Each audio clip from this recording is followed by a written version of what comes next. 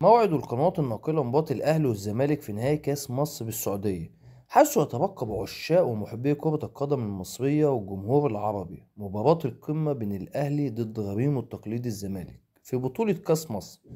الأهلي صاحب الأفضلية في البطولة المحلية برصيد 38 لقب، وبطل النسخة الماضية يسعى لتكرار إنجازه والتتويج بالبطولة. على الجانب الآخر يدخل الزمالك مباراة الأهلي بدوافع جديدة بعد التعاقد مع العديد من الصفقات خلال الانتقالات الشتوية الماضية، والتي كان أبرزها صفقة عبد الله السعيد ونجم بيراميدز والأهلي السابق، والتعاقد مع مدير فني جديد خلفا لمعتمد جلال. موعد مباراة نهائي كأس مصر بين الأهلي والزمالك في السعودية والقنوات الناقلة. المباراة يوم الجمعة القادمة على ملعب الأول بارك في مدينة الرياض بالسعودية، وذلك للمرة الأولى التي تقام فيها البطولة خارج مصر. وسيتم نقل مباراة الأهلي والزمالك في نهائي كأس مصر عبر قناة ام بي سي مصر وقناة اون تايم سبورت فقط على النايل سات. مشاهدة ممتعة.